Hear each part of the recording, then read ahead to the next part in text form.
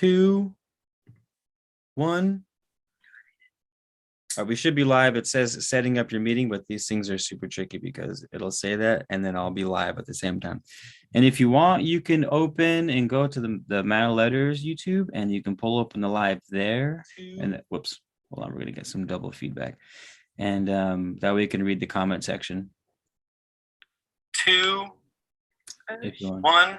Just make sure you turn the audio live. It says setting up your meeting, but these things are super tricky because it'll say that and then I'll be live. Turn the volume off on the. If you want, you can open and go to the Mana Letters YouTube and you can pull open the live there. That's what I sound like on the other end. That's kind of cool. Feedback. Okay, hold on. And that way you can. What the? Okay, I think it's working now. I muted it, right? That's what I was supposed to do. Or which one do I mute?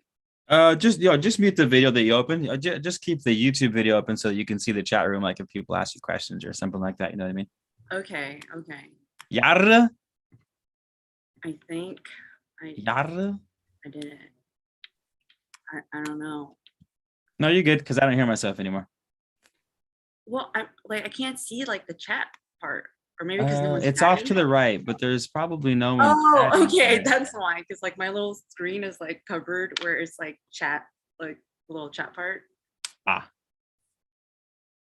Let's see. Oh, MCQ, Vamanos. What up, man? Let's go. 200 mil. I'm gonna mute Keith. You know, I have a transmutation circle on my tatted on my arm. You have it. Oh yeah, I was gonna ask. That was part of the conversation material for the live. Actually, I was like, "What's good with that tattoo you got on your arm?" Didn't you say you were gonna get one or something? I didn't say I was gonna get one. You were trying to sell me on getting one, like you were trying to sell me on getting that mask. But no, you said you were gonna have like some sort of like I don't know. I'm trying to like open the Zoom on, but I only see my screen. What's happening? What are you trying to figure out? I'm trying to like open up Zoom so that like I can see your screen too. It should be. Oh, you lost it? It's there. You just gotta find it. You gotta fiddle with it. It's just like switching back and forth between me and you. Like I want. Oh, we can switch that. We can change that. Would you like gallery style? Would you like this? Is that a little better? I don't know. How's it going, Smith? There you go. Okay, it's like the grid, right? Yeah. Yeah. Okay, cool. That works. How many lives is this for you? How many lives? Yeah, because you don't go live on you don't do actually. This is my first live ever. Yeah. Nice. I've been talking about it for a while. I mean, this is, I think, my first YouTube video of me talking. I know. For you guys watching, I've been trying to get Lightswitch on the channel for probably a year now. Yeah. Has it been a year? I think it has been a year. For sure, yeah. Because I remember during COVID. Specifically that one time, and I was like, "What's good?" Like, anywho, yeah, it's been a year, but we made it. Nice. I know. I had to track you down. Yeah. Okay, so that will be the first thing we'll mention proper. What were you doing when you were looking up Starsteed stuff for the Arcturian spot on the channel? Yeah, because I think I had awoken some sort of, I want to think of the right word, some sort of area in my brain. I don't know. That was dormant. I woke up and like weird, paranormal, bizarre things started freaking happening. This is because I was, it was like when I just got back into like microdosing. And every time I microdose, like the most weirdest freaking thing would happen. And it almost drove me crazy because I'm like, am I insane? Am I just like tripping? Or is this like real life? A little bit of both. I'm not sure. But like, Okay, so for those of you who don't know, I am in DC, and I was microdosing at the memorial or like the monument and like World War II. We'll say pizza toppings, by the way, so that people know what's going on. It's our code word on the channel. Okay, got it. Pizza toppings. If you let it slip as pizza toppings. All right. So I was eating some pizza toppings. All right, cool. Microdosing pizza toppings, yes. Yeah. I mean, I do eat pizza toppings. I picked them off the pizza, if that counts. I don't really eat anymore either, so there's that.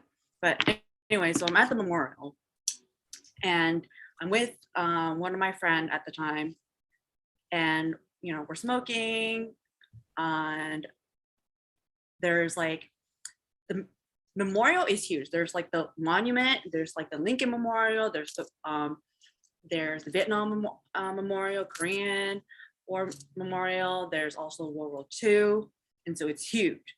And there's like big pathways that you can walk through all of them and stuff like that. And this is at night, and all the lamp posts were just strobing, not like flickering.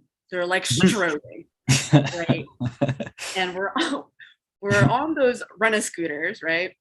And yeah. Dope. I'm just like, am I tripping? Like, were they always strobing, or like, are they strobing when we like pull up to these lights, right? So I'm just like, whatever, like, just it might be just the lights, right? And we're just riding through, and we get to the World War II memorial, and it's like, what it is like it's huge like fountain, right? And at each end of the fountain you can see the Lincoln Memorial and the monument, and then in these fountains there's lights in there, right? And then you got like the pathway, like walkway lights, and then you have like the lights around the fountain and stuff, and they were all freaking strobing. And I'm like, am I tripping? And this is pretty late at night, so it's just like me and my friend. I think there was like one other person there, and he's just looking around like, yo, like what the fuck, like what's wrong with these lights? And everywhere I looked, right, the lights were strobing. And so then I'm thinking, are these lights strobing when I turn and look at them, or were they always just strobing? And it's just coincidental. And the way I felt was so strange. It was almost like I could feel the lights strobing. Mm-hmm. It was like my chest was being like lifted up, and it wasn't like feeling of like anything dark or like bad was gonna happen. It really felt like I was being charged up, almost like these like the lights strobing energies was just like cycling through my like electromagnetic field or something. Like so hard to explain. It almost felt like I could float. Mm-hmm. And I'm just like, this is so crazy, because like from afar, like you can see the fountain lights strobing, and then behind the fountain lights or out of the fountains, there's like all these different lights, and then beyond that is like the pathways for like the lamp posts or whatever on the walkway and stuff. They're all freaking like strobing, and it's almost like I could see like a linear like path of wherever I'm looking at, of all of them just strobing. Mm-hmm. And I'm bugging out. Like me and my friend are both bugging out. Like, what the fuck is happening? This is weird as fuck. Like, it was just so much I could like for me to even just like take in. And then I remember like this one part where I was just like I stood up and I looked out to like the open field where all the lights are strobing stuff, and I went like this, and I turned around like with my arms, and then I saw all the lights from like pathways, and from like lights from like the monuments and the fountains and stuff like that follow me like a wave, just strobing. And I'm like, Whoa. Me and my friend were just like bugging. No, it was I still bug out till this day. But like he was just like, oh, no, what the fuck? Like, and I was just like, what the fuck is happening? Like, am I doing this? Is this like, you know, you're trying, like, you might have been controlling it or something like that. And it was weird though, because like I couldn't understand it, and I realized later that like, because it didn't feel like I was controlling it. It was like I was like a beacon, or like, you know, or a conduit or something like that, right? I just couldn't explain it, but it was so crazy. And the way I felt too, it was like I could literally feel the light's energy just circulating and like going through me, and then like it grows, and then like I spit it back out, and then it just cycles through, and the energy is just getting like bigger and bigger and bigger or something. It was just so bizarre. Whoa. And since that day, I was like, what the fuck just happened? Like, what is going on? You know, like you were a little more some sort of logical explanation for this. So what do you do when you don't know what the fuck is going on? You go to the internet.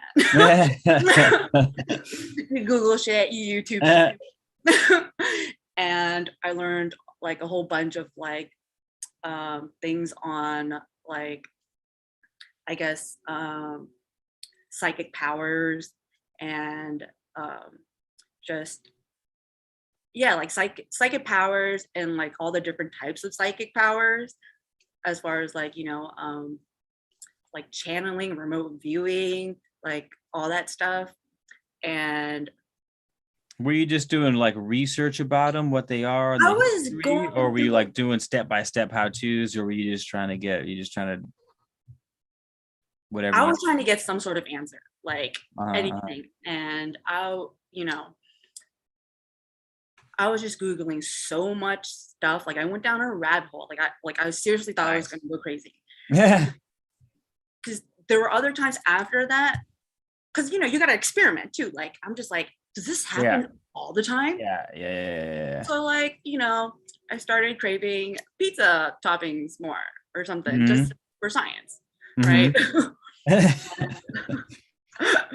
I hope someone came in just for that part. They're like, wait, they're like, what? What? Olives? Like pepperoni, pineapple? Like what's she talking about? Anywho, yeah, keep going. So you started having more experiences and dabbling a little more and recreating the scenario, or what?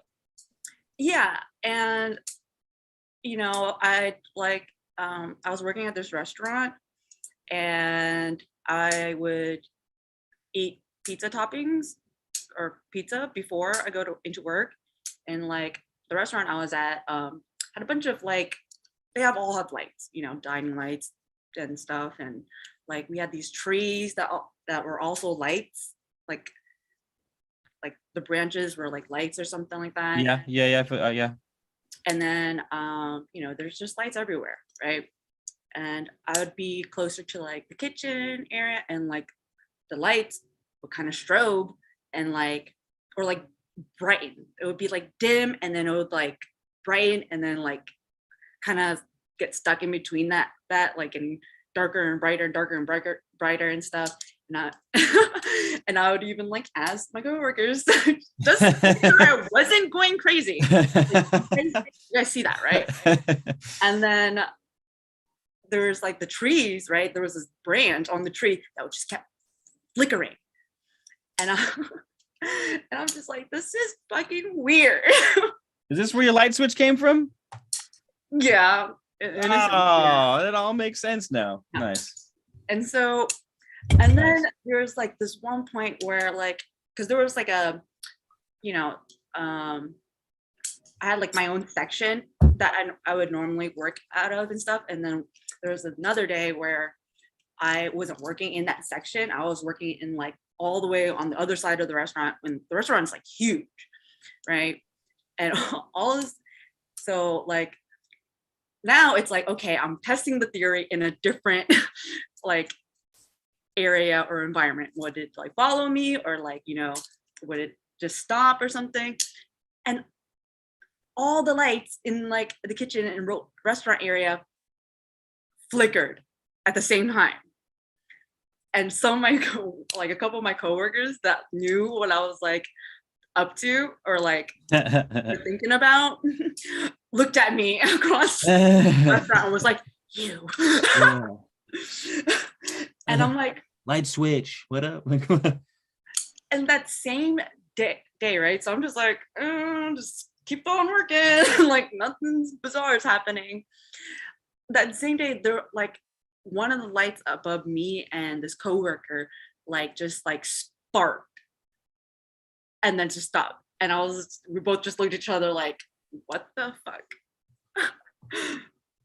Someone said, thanks for the wand. Yeah, it's careful. She's casting spells, you guys. And so you did some Googling and then you stumbled on the Manalitis channel with the Arcturians. So what's good? What were you looking up starseed stuff, or was that a random recommended video? So a lot of weird stuff also like happened right around the time I got my tattoo, right? Yeah, tell us a little about that tattoo also. So this is a transmutation circle. And I'm pretty sure half of you guys know here what alchemy is. And when I first got this tattoo, I didn't know what it was. I just kind of liked the shape of it and stuff. It's a gangster ass tattoo, yeah. So it's a crescent moon, right? But around it is like the different phases. With your tuxedo mask wand. Nice, well played. There's different phases of the moon on it, and then there's the like the sun. So I guess, I don't know, I'm transmutating the time or something. I don't know. But that day when I got my tattoo was really weird too, like so weird. And I think later when I like halfway when I got it, like someone asked me like what it was, and I was like, I'm like, I don't know, like what is it? And I learned that it was a transmutation tattoo. And I think somehow that led to like alchemy stuff, you know, and like magic, blah, blah, blah. And that led to star seeds, which led to Arcturians. And one of like, you know, the characteristics of being Arcturian. And it was, I think one of them was like alchemy and like a whole bunch of other stuff that I just literally resonated with. And so then I started YouTubing Arcturian and found you.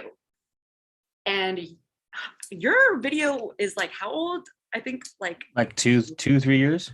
Like 3 years, I think, because it was pretty old from when I found it. I think it might be 3 years now. 3 years now? Shit, it says 2022 now. Yeah, 3 years for sure. Absolutely, time, man. But when I clicked on your video and I really fucked with you just because the way you carried yourself, like you just kind of just, I don't know. I think you have a very, I don't want to say morbid sense of humor. It can be, to be fair. It can. And I fucked with that. And then you had the whole story about, you know, this book that you wrote and like, you know, your dad finding this book and like all these weird signs. Damn, yo, that was fucking, yeah. I still can't believe that shit happened. I still think about that weekly. I'm like, I can't fucking believe that happened. Should I tell him? Should I tell him what the story was? Yeah, go ahead. I'll give a quick recap. I wrote a story when I was 12 or 13, and it was about my best friend and I named myself Arcturus, and I named him Massif, and it was based loosely off of like the Diablo video game crossed with Lord of the Rings. And flash forward till I'm like 28, I think, or something like that. And I'm having the conversation with my homegirl, and she's all about the starseed life, and I'm just asking questions, and we're talking about Arcturians, and I tell her like, oh my God, I named myself Arcturus in a book I wrote when I was like 12 for whatever reason. I would just like that name.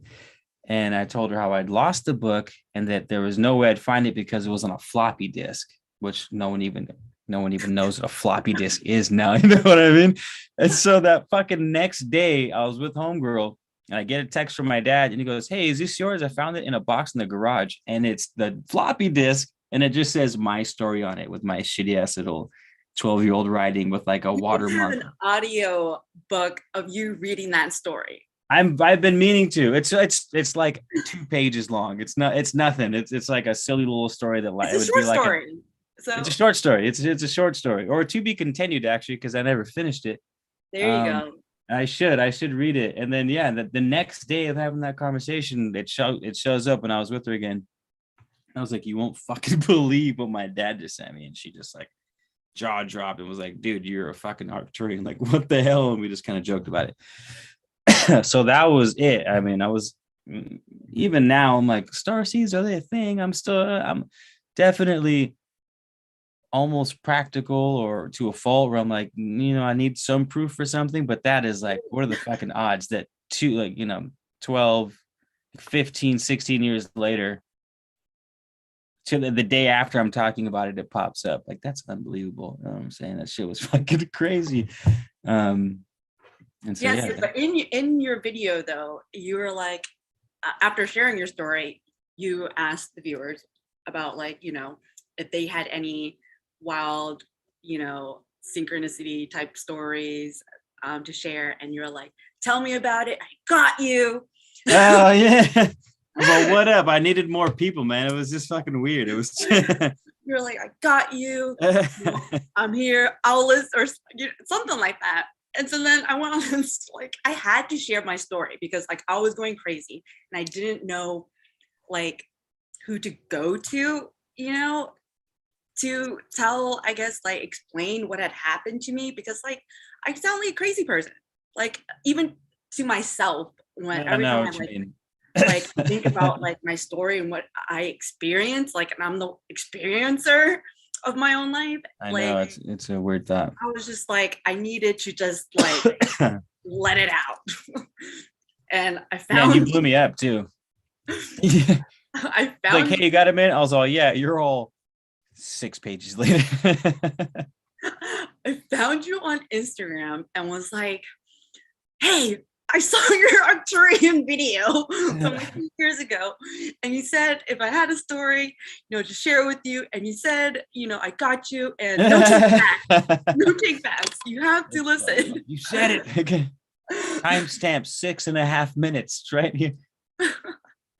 And ever since then, like I've just been like giving you all my downloads and like crazy experiences because I know that you won't judge me for it. No, 100%. So were those the first? I don't think I ever asked you this before, but were those your first like substantial awakening moments? Like, what were you like prior to that? Were you all over the place? Were you down for spirituality, but passively, or were you already sort of research? Like, what? What was it like before that moment? Or, you know what I mean? I mean, I always felt like I was born magic, just because one, I was supposed to be like born on Halloween and stuff like that. Oh, dope. Yeah, but I mean, like, more because I'm sure a lot of people. But it was like, it was dormant, you know what I mean? And that just kind of like, especially for like with something like that magnitude to happen to me, like, yeah. I swear, like I was living some sort of like DC Marvel, like, like series or something. Like, I'm just like, what the fuck is going on? But I mean, I think that was like so later on, after like doing a bunch of research and like, like spiritual dive, and I think it was like right after New Year's, I finally got an understanding of what had happened and why it happened. And so before all like the whole walk to like memorial and all that stuff, I had spoke to like the universe and told them that like I was blessed, and what I wanted to do was to help people and be a good person, and make like a positive impact on the world and stuff like that. But like I need guidance, you know what I mean? Like I need help. Like I can't do this by myself. And shortly after, all this crazy stuff started happening to me, right? And after a while, I finally realized that like what the universe did was, so basically I realized I could channel, and I can channel spirits or like higher dimensional beings or whatnot. And being at the memorial, like it was all like the fallen heroes and like legends and stuff, like the war heroes, like, you know, Martin Luther King's there, Albert Einstein was there, like, you know, Lincoln, like all that good stuff. You got that giant obelisk there, right? And that fucking Egyptian obelisk. Probably channeling, you know what I mean? Accumulating something there. It's no coincidence that they have a ancient Egyptian monolith fucking packed in their courtyard, you know? And like, I was also living right next to the Egyptian embassy too. I know. Like the way everything was with just the Egyptian embassy. Like I got crazy stories, but I realized it was just like all the fallen heroes like supporting me and empowering me with like their energy and like giving me like their full support of like what I want to do and stuff. And just like it was just like it was a beautiful feeling afterwards, after I realized it, you know, like what had happened. And now I'm still kind of like understanding how everything is triggered and like all that stuff, because like it's a lot. And I'm just like, what the fuck? Like, you know, what else am I capable of? You know? All right, so let's flash forward. You're doing a lot of healings now, right? Yeah. I love my job, man. Yeah. Without getting into too much detail of the whole thing, it involves pizza toppings, y'all. Were you doing any sort of? So you obviously weren't doing healings before that, right? If you didn't have the awakening, you're probably just going. What'd you say? I didn't hear you. I said I worked at Pizza Hut. Oh, what up? Pizza toppings at Pizza Hut. Well played. Lightswitch, well played. But you were doing healings, or you're probably helping people naturally in your own way, but it wasn't a proper. You kicked that up after you learned about your channeling, I'm assuming. Yes. Were you guided? Was it that part of the channel's message? Or were you like, yo, I'm getting these fucking strong messages, synchronicities of maybe I should be helping people in a proper framework of I am someone who can help you. You know what I mean? Yeah, because like, so before that, like, before I started my diet, yeah, right? Originally, you know, had my own meal prep pizza diet. Pizza time. You know, meal prepping for myself. Pizza toppings. And, you know, I guess after like my whole like transition of like, you know, healing myself and understanding, you know, the things I needed to go through, like I'm now making meal preps for everyone else. And it's just so crazy, like how much your diet can, you know, do. Like, I mean, I've helped people with like addiction, like 80% of my clients are like depression, anxiety, you know, post, you know, PTSD and stuff like that. And it's just like when my clients come back to me and tell me that like I've helped them overcome depression and they're not having like these suicidal thoughts anymore, like, oh my God, it just validates what I'm doing, you know, and I'm exactly where I'm supposed to be. Because like I've been there, like, you know, billions of people for years have been on antidepressants and they're still depressed. Like it doesn't make no sense. You know, like some of the side effects for antidepressants is what, suicidal thoughts and depression. Like, hey, if this doesn't work, it's gonna make it way worse. Well, one thing I've always appreciated about how you handle your craft is there is zero gimmicks about it. There's no like you don't have this overly blown up marketing page and gimmicky captions and catchphrases and like, you know what I mean, the memes and like live, laugh, love posts. So, you know, every other day, like pass, you know what I mean? It's just like Like, I don't see you doing shit at all, actually, in the public social media world. But here you are, still fucking slamming, slaying, and helping, from the sounds of it, a ton of people. Like, I've seen you behind the scenes doing shit, and I'm like, yo, Lightswitch is slaying, and like, and in a great, genuine way too. Like, fuck. Well, it's because like I've also learned that like, okay, one, I don't really market because you can't. I feel like when you legally. No, well, when you try to like market or sell yourself, right? You're trying to impose your idea, right, onto someone else's, you know, I guess, whatever. Psyche, yeah. On their own. For me, that's like me trying to steal your power, right? As opposed to if you come to me, right, and ask for help or ask me, like, you know, you want a meal prep or something like that, and you know, and I agree, right? So how did the first, that's like empowering.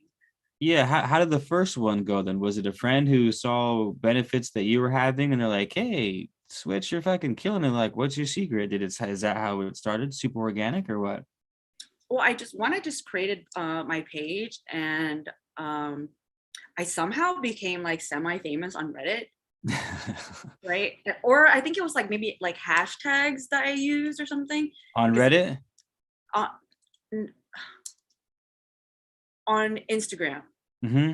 But like people who found me on Instagram post about it on Reddit. Mm-hmm. And that's where it all started. So then people started writing reviews for me like on Reddit. And I'm like, I don't even use Reddit. Like, you know, I'm too busy meal prepping. Yeah.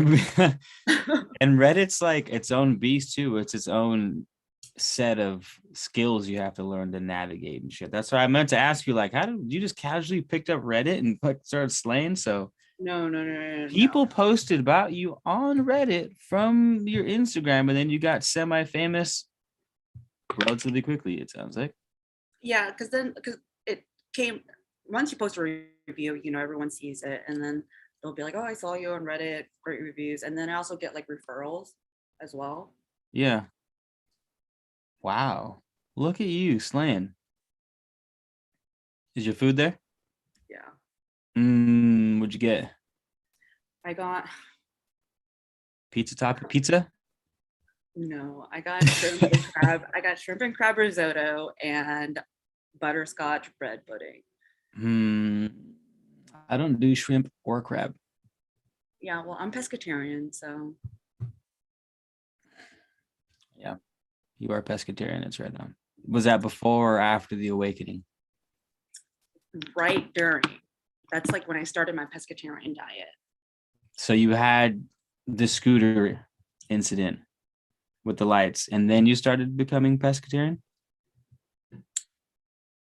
I think I had just started my pescatarian diet, and then I was also like starting this new, not only my pescatarian diet, my new pizza diet at the same time, I guess.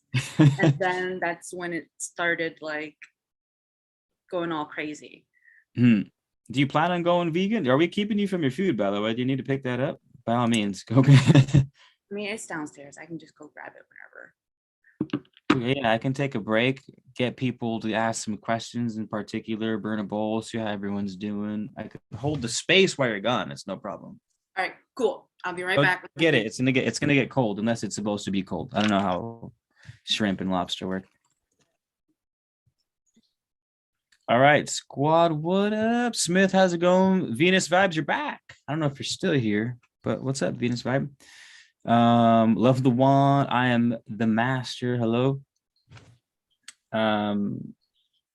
She doesn't look so centered, Jean.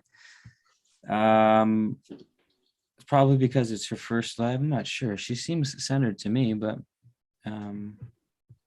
I mean, I think she's killing it. She's actually never shown her face on video before on social media, ever. We were hosting her first live. So everyone say thank you to Lightswitch. Well, she's not here right now, but I've been trying to get her to come on the live for a good year now. And she's finally come on over, but really she's she's been doing some pretty amazing healing stuff over. She's from DC, and I've sort of been picking her brain on the craft and how she goes about it and how she gets so many clients, how she spreads the word. I mean, we're talking pizza time. It's basically pizza diet regimes, and try not to say too much, just coordinated life coaching with the pizza diet. And slaying, and people are amazed by it. I've had some personal experiences myself on my end helping people with it, but not nearly on her level. That's why I've been like, how are you doing this? And she's killing it. She's really killing it. So in my head I was like, here's someone who's doing the work and walking the walk and not even having to talk the talk. So that was really the main reason why I wanted to get her on the channel was to share some of that energy of, because you know how I am, you guys. I'm playing devil's advocate to every YouTuber, including myself, half the time. And the reason why I do that is because it's hard to tell in our day and age who's genuine and who's not. Like, who's just saying things because they want the likes and, you know, the attention, how in whatever form that shows up as. I'm not saying that everyone's doing that, you know. It's really hard to tell because it's so ingrained in our generation that to be successful, you have to be a successful Instagrammer or YouTuber. I mean, if you want to be an entrepreneur and not, you know, sort of fit into the cog of the machine. And so it's really hard to discern who knows their shit, as practicing their shit, and slaying all at the same time. It's hard to determine that. And then Switch shows up doing all of those slaying things with almost a zero social media presence. Only come to find out now that she's got a huge presence on Reddit that was spread by other people sharing her content and sharing her information. She didn't even know she was on Reddit until she was already known there. So basically was a little selfish on my part to get her on the channel. Was like, hey, how did you do that? But basically, if you're just tuning in now, the answer was if you build it, they will come. It's basically what I'm getting out of how it worked out. So if you are an entrepreneur, you guys, by all means, make your content to get your name out there. I'm not saying that, you know, you have to be like this other person and the way they did it is the right way. It is what it is. It is what it is. So, I mean, it also helps that like where I'm at. Ariana says hello. No, she's still in here. She says whatever. It also helps that like pizza diet is not banned, or you like. Wait, could say it again? What? It helps that like we're like in DC, like, you know, they allow pizza. Oh, that's right. Oh, yeah, that's totally correct too. The pizza diet, if you guys aren't hip to what we're talking about yet, I'm sorry, is locally legal out in DC. Nice. That also helps the cause. Ariana, Miss Prana would like to know business tips, ? And spiritual business routine, ? Because we know you hustle. Yo, don't try to pretend like this is all fucking God-given. So you're definitely putting in work. What's your spiritual business routine look like? How does that work for you? Honestly, my work sometimes doesn't really feel like work, and I think that's a big one.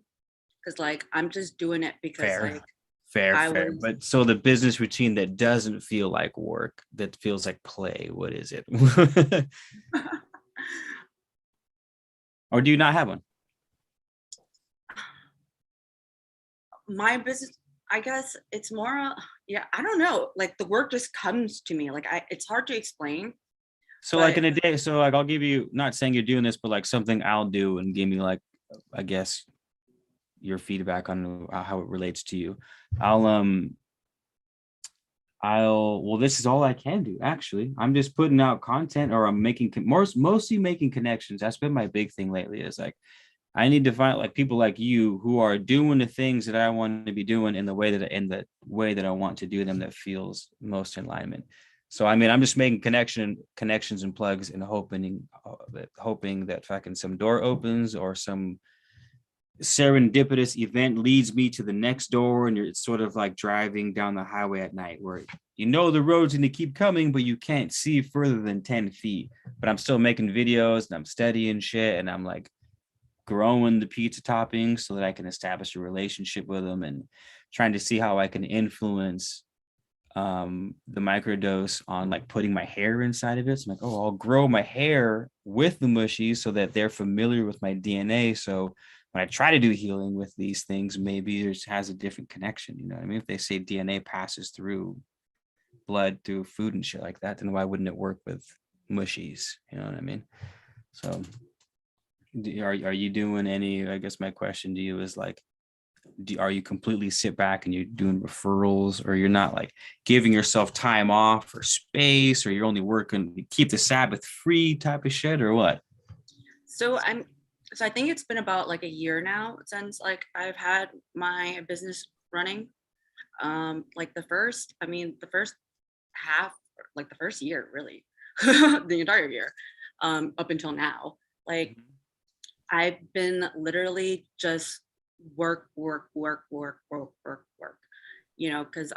what I do is like I provide consultations, and I'm there as a liaison or guide to, so that people experience what they're meant and what they intend to experience, because like, anyone could just give you a product and be like, there you go, do what you please. But like, if you go about it a certain way with some guidance, like, you can, and with the right intentions, which is a big one, you can get there.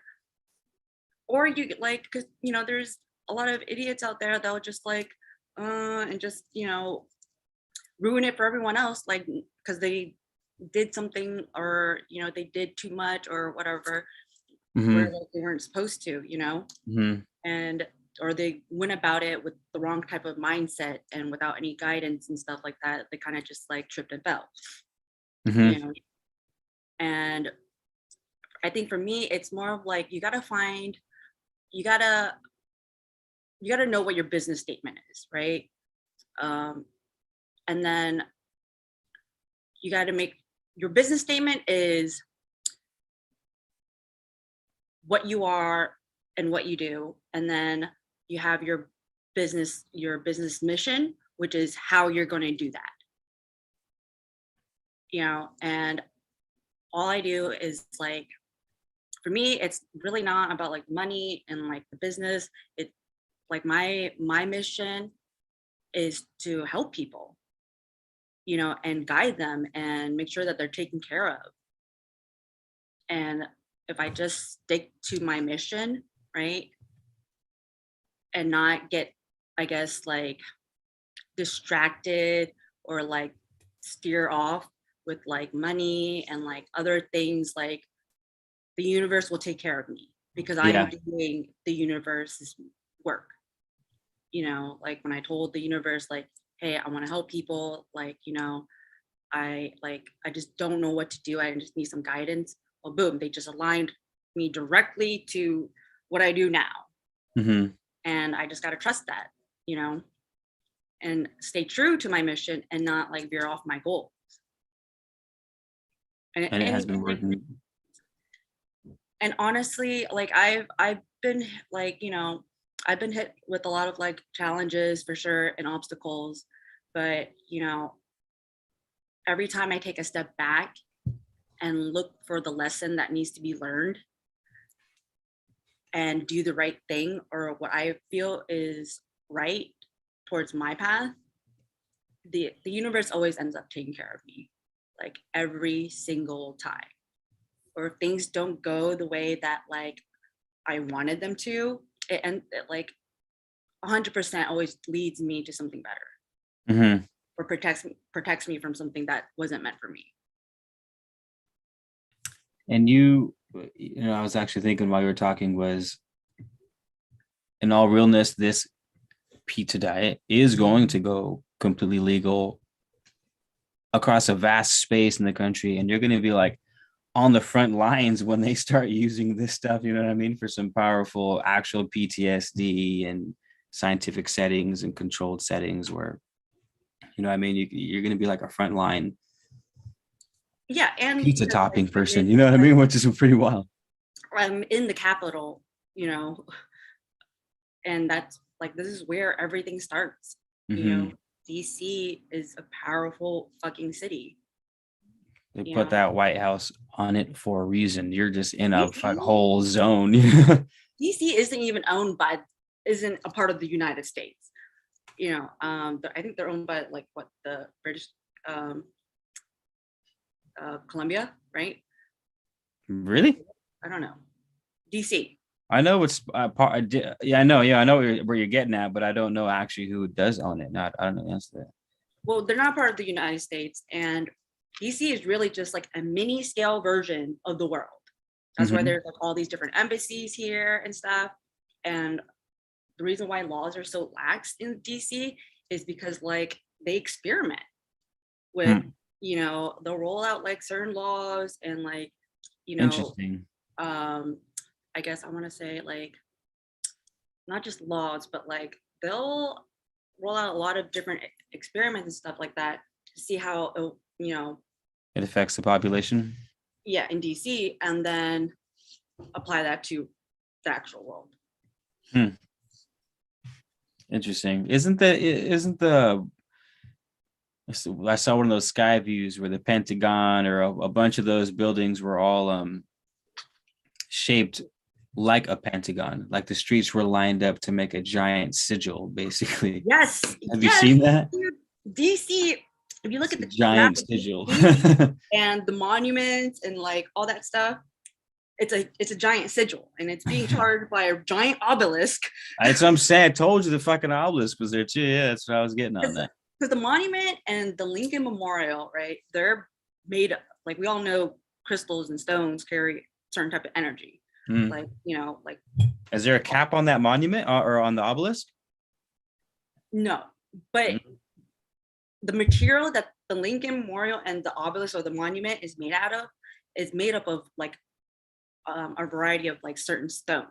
Probably quartz, which sometimes, or granite, which has quartz. During certain times of the day or like certain days or whatever, it will change different shades. It'll be like super dark or like super bright and stuff. Damn. And when I was there, when I was at the memorial, when all that light stuff was happening, the monument and the Lincoln Memorial was like illuminating. It was weird. It was like just glowing.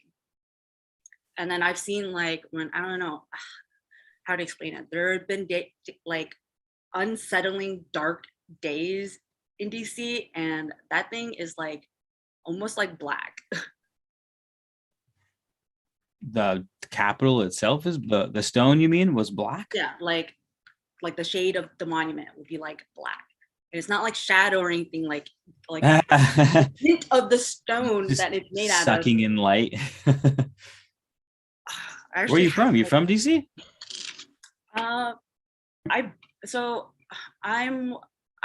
from Northern Virginia originally, and so we have Virginia folk in here. I think one of the homies is from Virginia. No, but Northern Virginia and Virginia are completely different. Okay, I am part of what we would call the DMV, which is DC, Maryland, and Virginia, which is really just like Northern Virginia, because like I can drive like 10-15 minutes from here and be in Virginia, or I can drive 10 or 15 minutes from here and be in Maryland. And it's all connected through like the metro system and stuff like that.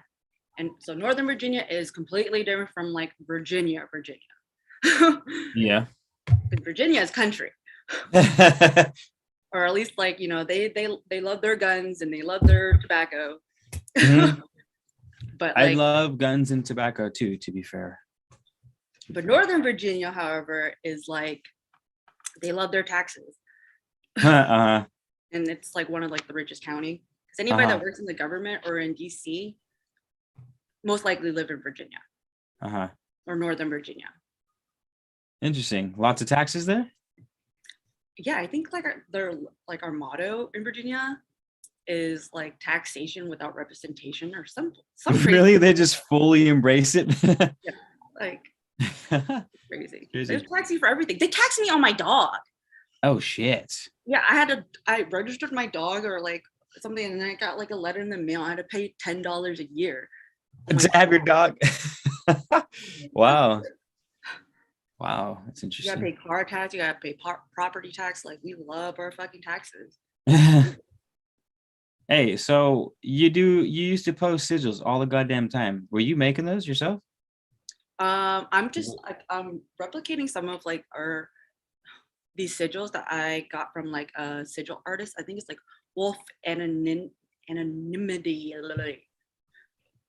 I found it on I found him on Pinterest. I think he has I have one of them on my phone actually that you posted on the background. That guy who makes that sigil, he has a sigil for literally everything. You were posting them I was like, damn, is she making these up? It's like she's got a lot of free time on her hand. It's like a daily. She's got new sigils of random sigil for taking the piss in the morning.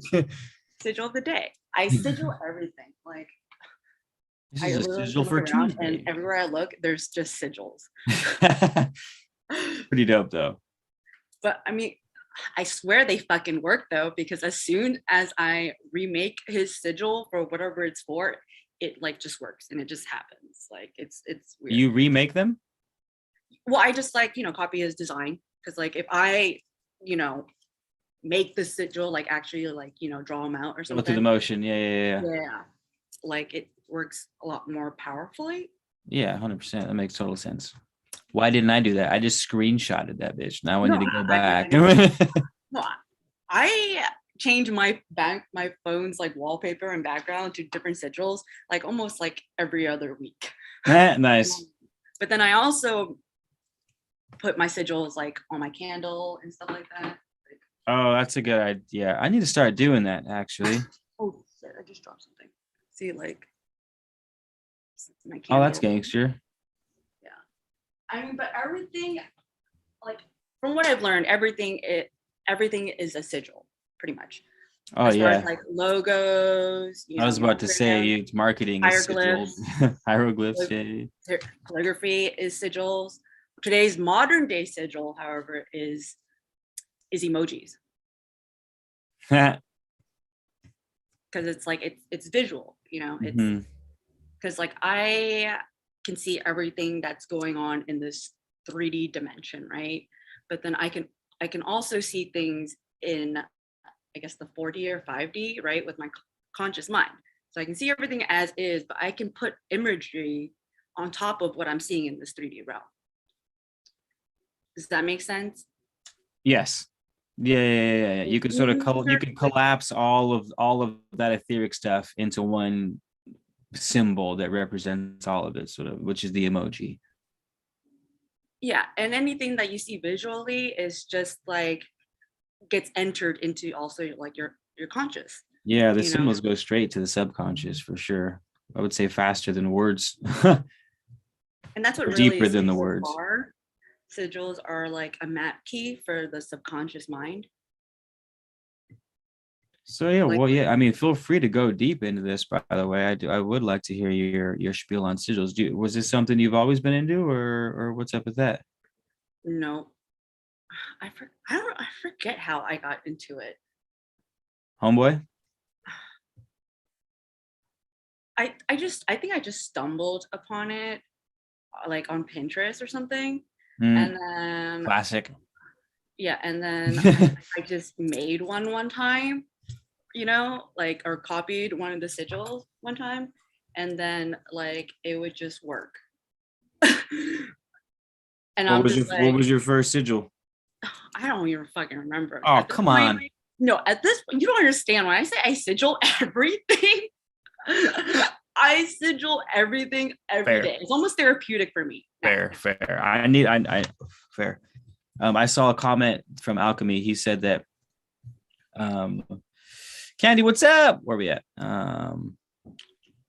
Alchemy said, "Oh, he said that I created a hyper sigil when I wrote that story at 12." A hyper sigil. What is a hyper sigil? I would like him to. He's going to be on the live tomorrow, so if he's not in here still giving us what that is, we'll have to ask him. But I think that might, because I'm listening to you when you were explaining. What did you say that rung a bell? The avenue in which you do the things. Like for you, that you want to do the healing, but how did you say your mission was how you do it? One thing. So it's your business statement is what you do and who you are, right? Correct. And then your business mission is how you do it. Is what it's like what you're doing or your action to make your statement true. I think mine might be storytelling. Story time. I do like I've been doing nothing but reading books to people on my channel, just like almost like fucking bed, like, all right, huddle around the fire and we just read old occult books and shit. Like it's super, I really like it. I've written a book, and obviously my Arcturus hyper sigil came through a decade and a half later, which is pretty gangster. So damn Switch, I think you struck again with that. Let's just keep going out. And like you relate a lot to what was the Egyptian goddess Thoth, or not goddess, god Thoth. He's all, excuse me. He was like the record keeper of like knowledge and stuff, and like also sharing that knowledge as well. And a lot of our books today are digital and they're through videos, and And so I'm just a digital Thoth, is that what you're saying? Yeah. Nice. I'm down for that. Have you you've read the Emerald Tablets, have you? Have you come across the Emerald Tablets before? Oh, what? Have you heard of them before? Yes, I have. I started your audiobook, but then I'm way too ADHD. And I also I feel you. I need to both hear it and read it. It was weird, surprising. I didn't think this would happen, but when I redid them and I made them in Latin. And there's something cool about just hearing the Latin in itself. It almost for like the poetry of it. Just, that sound, like that's how they fucking spoke. It's just so cool to have that attachment to a fucking 2,000-year-old language. And then so that keeps your at least interest there. But then you want to know what it fucking says because it's Latin. And it's like, well, I want to be a part of this fucking magic. And I'm just like you. I can't do audiobooks unless I'm in the car. It's the only, I'm always doing 1,000 things. But I was glued, like hearing the Latin and reading the words. That one time I probably picked up, it was like worth fucking listening to it 10 fucking times over, just hearing the English. You know what I mean? For whatever reason, I had never understood it as well as I did then. It was pretty fucking magical and like a whole new depth. And it was just like, why did that make so much more sense this time? Like that was weird. Like that was fucking, I don't know. Shit's crazy. But you probably need to like an illustrator to like a little cartoon illustrator thing to like. Do you illustrate as well? Or do you just have plugs? I mean, I could, but like I don't have time for that. Yeah, fucking no one does. Only illustrators have time to illustrate. I mean, and it could be like little simple, like like little figures or something. Like you ever watch? It could be YouTube, silly as fucking possible. Yeah.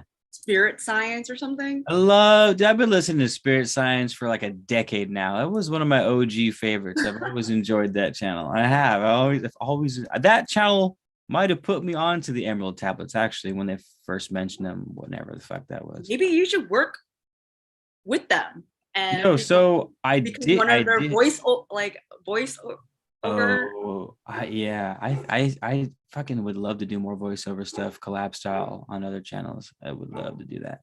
Because you have a very like calming, voice. I have a nice radio voice. Or like, on a rocking chair with like the guitar and the book and stuff, story time. And it'd be dope if I could, like, the animation that you're talking about, and it's just me animated on a rocking chair in a warmly lit room with a pipe or something, and I'm just like rocking, and that's the audiobook, that's the background of the audiobook, and it's just like me cartooning, just with my lips moving the whole time. With like a jar of oregano next to it. There's oregano on it, but it's a big ass weed jar, and I'm just down. All right, so who is your boy that's gonna make that for me? Can we make that happen? I think we might have just struck gold with that. I'm writing that down. All right, so you're gonna work for Spirit Science, right? That'd be dope. I know. I know that voice. Yeah. Wait. So when I wrote the book on the Kabbalion, and I got the idea from this guy who worked with Spirit Science, and he was sort of what do you call it? He was like doing his own spin-off of his own projects, and so we started this like mastermind group. It was like, all right, this is the all the material for the mastermind group. These are all the classes. These are all, it was super fucking dope, actually.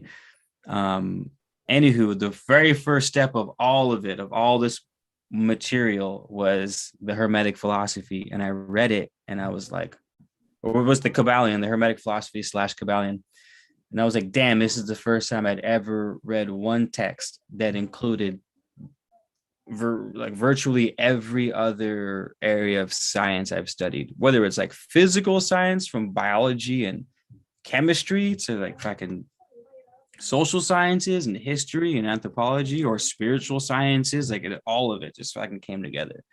And I just ran with it. I was like, I have to know everything about this philosophy. And that's why I wrote the book. I was like, what better way to learn a material than to write a book on it? So I had to organize the thoughts into a coherent message and pick the parts apart and explain it in as simple a way possible. So I had to learn it in a really intimate way to be able to explain it simply. So it just like shattered my whole fucking world. I loved it. So I got that from the dude who worked at Spirit Science, but he fell off the map. We got about halfway through the class and he just disappeared. Tried messaging him, no response. So I don't know if that dude just zapped into 5D and was like, he's like, sorry, my time's up. I'm out of here. Like the spaceship has come, and he just dipped. Try to like manifest him, like, abracadabra. I think that's the murder spell, right? Unless Harry Potter got it. I don't want to murder the dude. No, I said abracadabra, not. It's different. It is a little different, huh? I think it's Avra with a V. There's a V in there. Abracadabra. And then the second word's a little different too, huh? It's been a while. It's sad because like I've read all the Harry Potter books. Me too. And I've listened to the audiobooks at least 2 or 3 times as well, which are really fun too. I know you have ADHD, but long drives, bicycle, like good time. Bike rides are a great time for story podcasts and shit like that. It's the absolute best time. Sunset bike rides with a J is just like fucking. I don't have a Harry Potter world. I have like a motorcycle and I don't have a car. Do you need one where you live? No. Well, I guess the subway would work, but like I don't take the subway that much because like everything I like that's in my area is in walking distance. So I'll just walk. Well, I would probably kill myself on a motorcycle. I get way too carried away when I get comfortable with things, and I'd be that dude who like got a little too comfy on the motorcycle and slammed into the back of a bus or something like that. Well, mine is not really a motorcycle per se. It's technically a scooter or a moped because it's like a 50cc engine. Oh, so you don't have a motorcycle? I thought you were fucking. But it looks like a dead-ass fucking motorcycle. Like if you saw it, you'd be like, "This is a motorcycle." Like I don't know who wrote the law for this thing, so I didn't hit the tax bracket. But this is for sure a motorcycle. Because it's a smaller engine, I don't have to get. I don't need a license, and I don't need to get it registered or like have a title. I mean, I do have a title for it. I mean, just to get it registered and a license. So this way, but I also don't want like a scooter that looks like a scooter because that's they look super weak sauce. They make me like they look like I don't know. I don't want to look like a pansy. So I got myself a wannabe motorcycle. Oh. It looks really badass though. You should. That's funny because you worked at a pizza joint and you owned a scooter and you have the pizza topping diet. So you're basically just a pizza woman. A pizza delivery woman. No, I don't deliver though. I don't. No, people come to me. That's and funny. If they come to me and they look for me or something, then it's like that's something, that's their will, That's their skin in the game. Yeah, like they're taking the steps. Yeah. I like that. I would love to rather have it that way than having. It just feels weird. And that's why I've had such a disconnect with this part of the world, and why I was so interested in your story was that you don't do that at all. It is like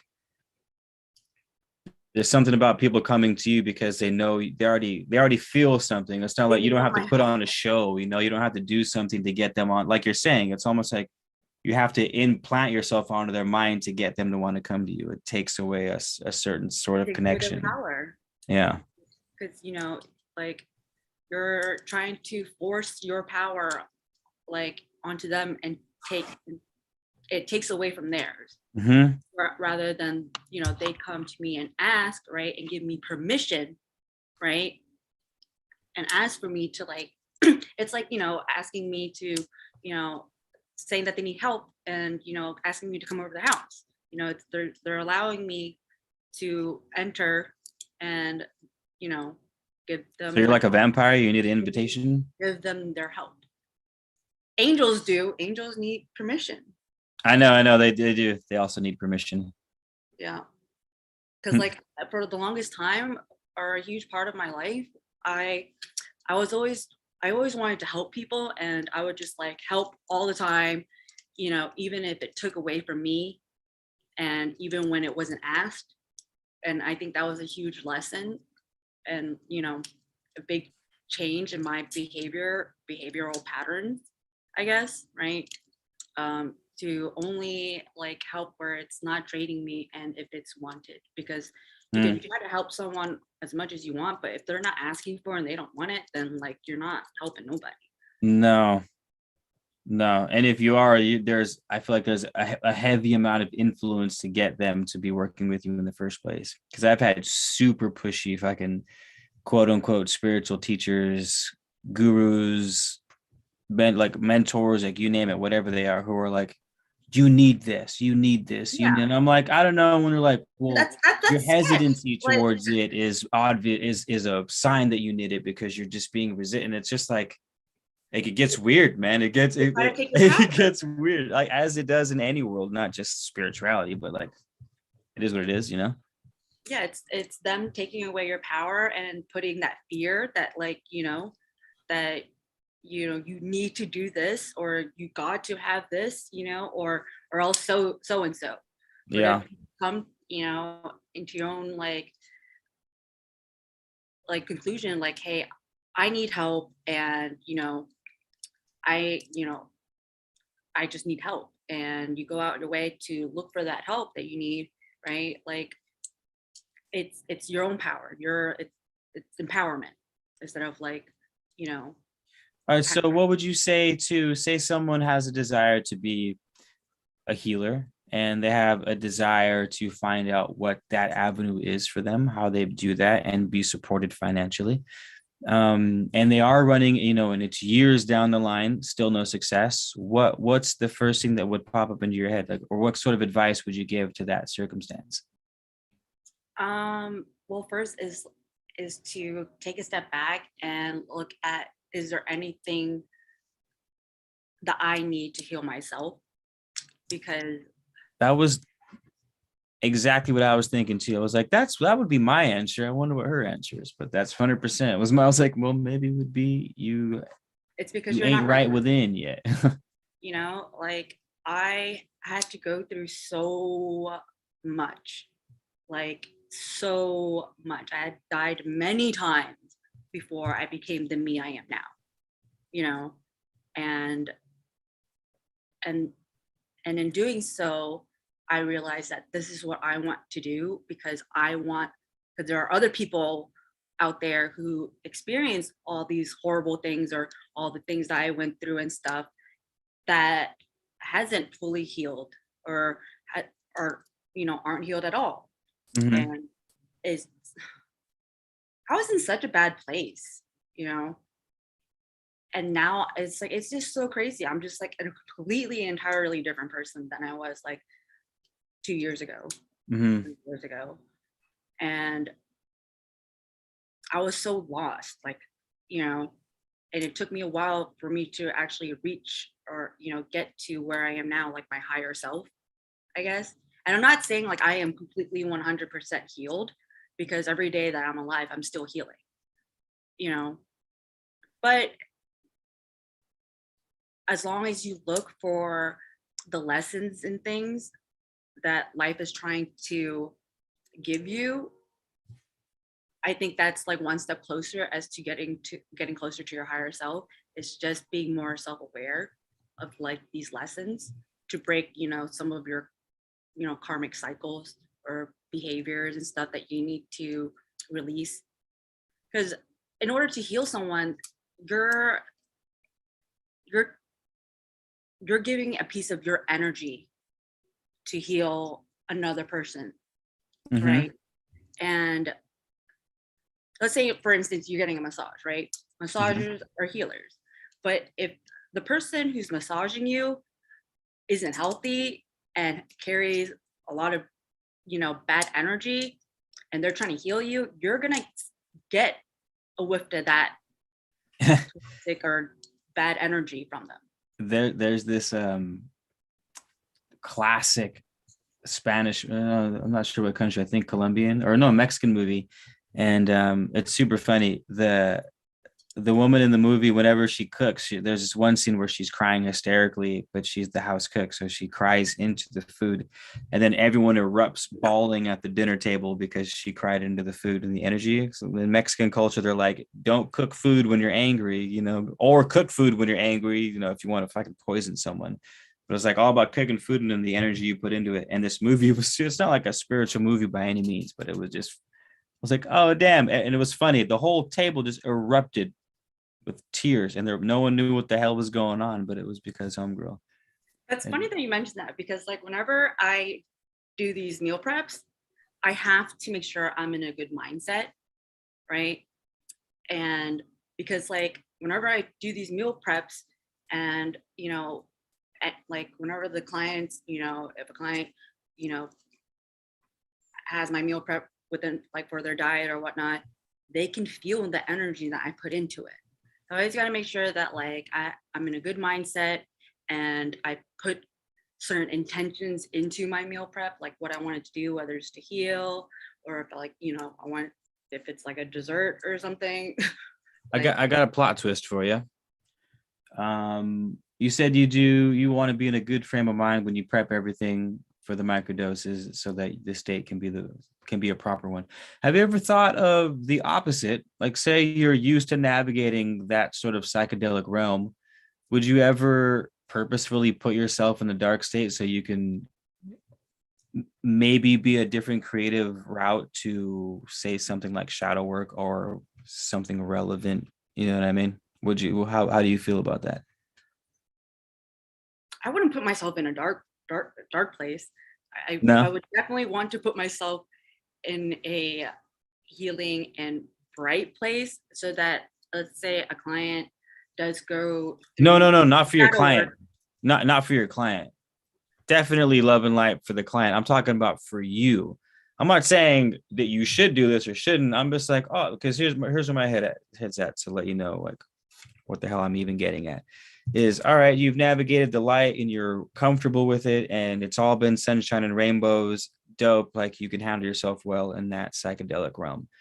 Now that you've had experience with that, say you want to peek through the darkness to see what I have to heal. Maybe there's some things hidden in my deepest fears that I can learn.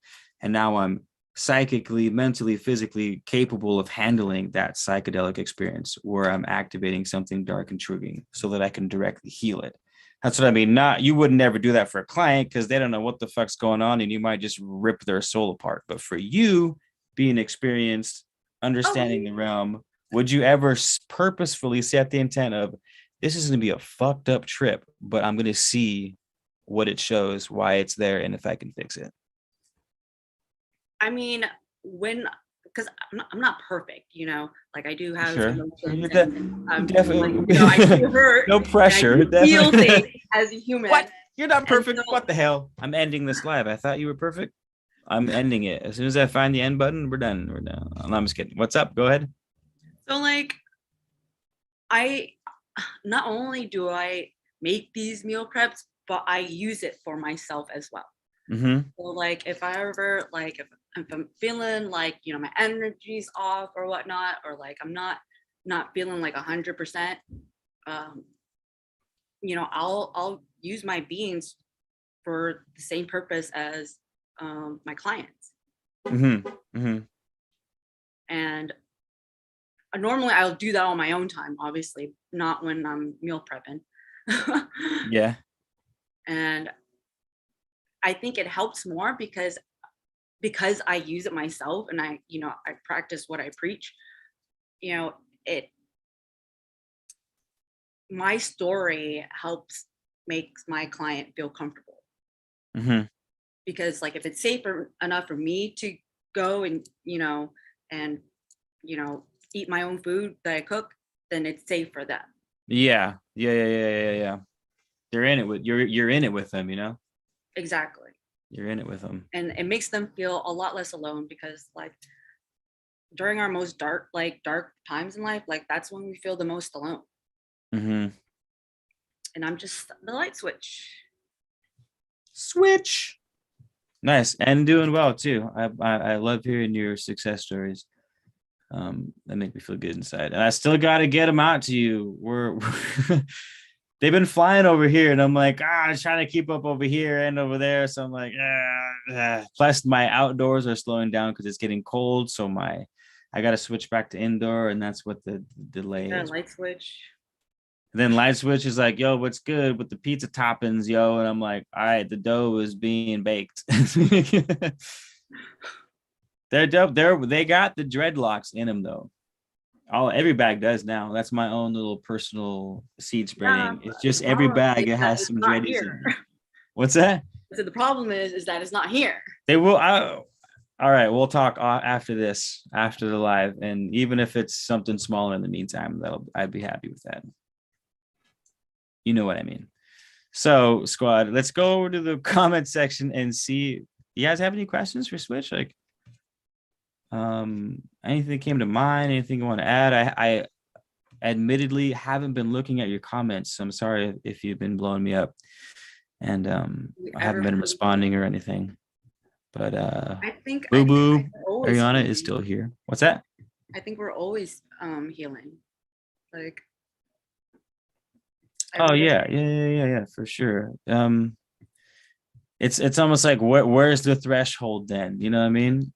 Like say you're having say you want to be a healer, but you haven't healed within enough. It's like, where's the threshold? Or maybe you only have to heal the thing specifically related to public speaking or projecting yourself into the world or selling yourself. You know what I mean? Like, and you only have to heal that one little part, and then boom, you can have that avenue is now accessed, but you still have 100 other things that access different avenues that you could work on. You know what I mean? Yeah, exactly. I mean, there's so many different areas in which we all need healing. Mm-hmm. It's really about like prioritizing which ones are most important to us at any given point in time. Yeah, I like that. As well said. I've never thought of healing in that way. It's always just extremely vague heal, or like you're not loving yourself enough. But I hate vague shit, and I hate repeated one-liners. I'm like, do you even know what that means? Like, does that mean anything to you anymore, or is that just something you've been saying for the past 15 years and it just rolls off the tongue? You know what I mean? But phrasing it like that, like prioritizing healing, is actually like, oh, all right, that means I can sort of rate them from big to small, and I can like, oh, that particular healing isn't a big deal at all. I thought it was a huge deal. Now that I actually look at it, it's like not a big deal at all. And so you could be healing like the wrong parts of you. Or healing the like you're already slaying and you forget, or what? like maybe you're trying to heal like let's say your relationship, or when really you should be healing on how you respond, or how you handle your emotions. Maybe relationship is not the problem, maybe the problem is you. What? No. Or maybe no. You're trying to work on your relationship, but you just broke your leg. I think prioritize heal your leg first. Babe, we'll talk about it. I swear. I just need to stop the bleeding. The bleeding has to at least stop before we can get. Have you called the police yet? Call the police, stop the bleeding, and then we can talk. I promise. Remember I told you that there was a big ass fire on the mountain? Yeah. It just started raining. We have another fire that started here in California, guys, right on the hilltop. The whole hill is aglow with orange. What's that? It just started raining? Yeah, I can hear it. But it's like the sixth rain of the whole year, but it's right now. It's not enough to put out the fire, right? I have no idea. It doesn't sound like it. But I mean, it just started. We're supposed to be getting a storm. That's why I wasn't too worried. If I seemed cool that the mountain next to me was on fire a moment ago, it's because I knew the storm was coming, which never happens. Like normally if the fire starts, people are like we should all pack our, especially where I live now. I'm at the mountains. And the biggest fire in California history was started here. The fact Thomas Fire, where half the state was on fire, like 2018. I don't know if you remember that. So crazy, dude. That was that mountain that I'm looking at is where right here I could hit it with a rock, dude. I went out to see it on the freeway as it made its way north. That's kind of unsettling that you're that close. Oh yeah. I'm fucking right. I'm right. Yeah, you could see it. If it was daytime, it would be right there. There's this beautiful Catholic maybe that's university. That you should move. Nah. Where the fuck am I gonna move? Come over here and let's heal the world together. Definitely not trying to move to DC and be experimented on with the rest of your school. Well, you can whoever else they're experimenting on with you guys out there. You can live in Virginia where there's plenty of land. And I need land. What's good with Virginia? You're obviously right next to it. So is it reasonable to just move from California to Virginia and have a happy life? Or you're just in no man's land? It is very reasonable. Anything can happen. I'm telling you. Fair. Then why not New York? I could just move to New York and anything. No, because New York is you want land, obviously. Yeah. Oh yeah. 100%. And me and the fam need land. That's definitely a criteria. You can't heal people comfortably where in the area in which I am at. Yeah. Honestly, now that we've been having this conversation, I've wanted to do healings with. I've had the most success with surprisingly tarot cards, but I'm not a tarot reader. I have so many. I bet you do. I bet you have all the tarot in the world, but I'm not a tarot reader, nor am I stoked on tarot necessarily. That looks tarot apocalypse, and I feel you would love this because the illustration on this thing is super dope. It looks awesome. Actually, looks like it's like a video game almost. Yeah, remind me of what's that game called? Magic or something. Oh, I was thinking of Street Fighter. Reminded me of one of the Street Fighter characters. That dude sitting cross-legged. Remember the stretchy guy? That's pretty dope, actually. I would like to have that just to have it. Just to have it on my shelf to look at, even if I didn't read it. Oh wow, that's cool. What was I saying? Oh no, but I think I might I think I might be down for the writing. I do nothing but think about cool stories to write, but they take so goddamn long that I've sort of pushed that off to the later ages of my life. When I'm 50, I'll write a fiction novel. But maybe I need to write that shit now. Or we're also in what I mean?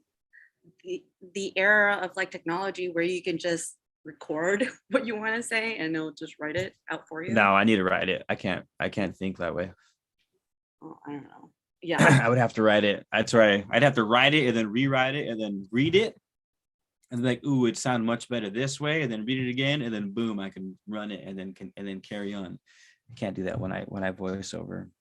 But you've inspired me to maybe move I here. can just do like a chapter a month. Like that's not a month, right? A chapter, right? Right, tracking 10, 15,000 words in a month. That's more than doable. That's like writing for an hour once a week or something, you know? Maybe you can write about like your journey moving over here. Oh wow. And in a what do you call it? It'll be a safer and more prosperous and empowering move for you and Atlas and stuff and like your family, because you'll be away from the fire. I'm an Aries though. I like the fire. Yeah, I'm a water sign. I'm trying to put out your fire. I know. You're like, that's hey, I don't like raining. anything about fire. Can we get my moon is Pisces, so I'm with you on the water on that one. And Aaron was just telling me that my moon Pisces is in this first house, which means it will dominate the personality more than your sun sign. And no one guesses I'm Aries. Everyone guesses I'm a water sign or an air sign. I think I forget. It was either my sun or my moon was in like a fire sign. Wait, it was or it? What? I don't know which one it was. It was either my moon or my sun. You don't follow your chart too much? That's surprising. You don't know what your sun and moon are, eh? I think it might. I'm ending this conversation. I'm just kidding. Piece of shit. One of the homies was on here doing if what's what I'm looking for. Traditional astrology hasn't struck you yet. Look into what was the name of it, you guys? It's basically doing the tarot spread as well, but you're using a regular deck of cards. It's just a deck of cards. And there's tarot cards and then there's oracle cards. No, not tarot, not oracle. There's another word that sounds super fancy and official. Maybe someone's sorry again, you guys, for not responding to your comments. I'm not looking at them too often. Is anyone going to help me in here? Maybe I should pull like one of my tarots out and pull out some cards. People love that shit. Pull some cards.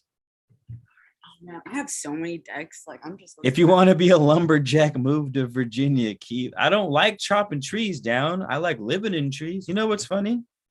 Keith means one who dwells in trees. So like a tree dweller. That's what my name means. Yeah, but wouldn't the trees be so much better if it wasn't on fire? No. Not here, because some of these trees and plant species need the fire to reproduce. The only fire that I want on my trees are the ones that I can smoke. Wow. Not Fair. The one in the forest. Are the ones that I can smoke. Well said. I can't argue with that. I tried. And we got plenty of that over here. I was going to object for a second and I couldn't do it. Fair enough. Well, fair enough. You're certainly not stopping the burn of these ones out here. These ones fucking roast. Oh, I think he said it. Cardomancy. Cardomancy. Yes. Yeah. Cardomancy. Thank you, Sir Smith. My pops is calling me. Sorry, pops. I will call you back in a bit. He's all, the mountain's on fire. He lives even closer to the fire than I do at the moment. Cardomancy. Pull up the cardomancy side and pull us a cardomancy card. Cartomancy. So like I sigil my tarot decks too before I use them. So like I bless them and empower them, and like, you know, I make sure that I don't get any bad messages from dark entities, because these tarot decks is really just like use them to get messages from spirit. And I'm only trying to get messages from spirits of light and not dark spirits. Darkness. Yeah. Fair.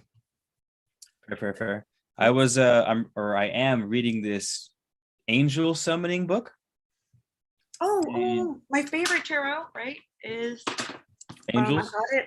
Actually, a client gifted it to me because I helped them like with their heroin addiction or like they were getting off of methadone. Yeah. Angel. Right. So it's the Angel tarot deck, and look how beautiful this deck is. This is so this is the book that comes with it, but then this deck is like so beautiful. It's like gold. Well, the Solomon seal on it, right? Which is like. But here's my. Yeah, it's got Solomon on there. By the way, Solomon summoned all angels, right? The bad ones too, even the demonic angels, which brings me back to what I was saying to begin with, was in this angel summoning book, it talked about how basically the angels, the traditional angels of Christianity, Judaism, Islam, were all ripped off angels of the Greeks, who ripped them off from, whoever, the Hittites, the Assyrians, the Jews, or whatever, to Sumerian. And it goes all the way back to the Sumerians. And he's showing these links on all this, like the flood story and the Tower of Babel and the killing, the Cain and Abel story. Like all those stories are ripped off from the Sumerian tablet. So in the angel summoning book was saying that these OG angel magus, is what they call them, who summon angels, didn't see angels as good or bad. He literally was like, I have a job to do. Will this angel fit the role? And basically, he would exercise power over any using a sigil and their name, like their root name. And you could in theory control the angel that way. But there wasn't like demons or anything. They'd be like, oh, I need Lucifer for some shit, or who was Beelzebub, who was this, who was that. And then in some cases you find that the original angel wasn't a demon. It was actually, Ishtar, the goddess of fertility. But the Christians were like, no, that's pagan. That's evil as fuck. Ishtar is now Azazel or some shit like that, or one of the lesser demons. And so we think all these people were demons, when in actuality it was the Catholic Church that was just like, anyone who's not me is a demon. So that's why I was asking with your angel cards, like, whoa, as they're all probably only putting the good ones, right? And I wonder what a gangster ass angel deck card would look like from someone. So there's actually like it has like all the angels and like their roles and stuff is on there, as well as like, see, there's like a sigil. Does it do like the oh, that's dope. Like, does it do all of them, like the seraphim and the, what do you call them, the little it has like it has the archangels, the archangels, and then it has like even Samuel's on there. I can hate that. Oh, dope. Interesting. But it has like all the different angels and then like their roles and stuff like that. And it's funny that you say that, because I'll make a sigil, and what I do is all of my tarot cards and oracle cards I use for myself. I do my own readings in like my own way to help guide me and stuff. And I'll pull out like a few cards, or like a few cards from like my angel tarot deck to kind of just help me, right? And then also it's almost like I'm assigning them like a work with like a sigil that I made or whatnot. And I don't know, it just works. Like I'll ask for like protection, and then make a sigil for protection, and out comes an angel for protection. Like, that's their job, is to protect.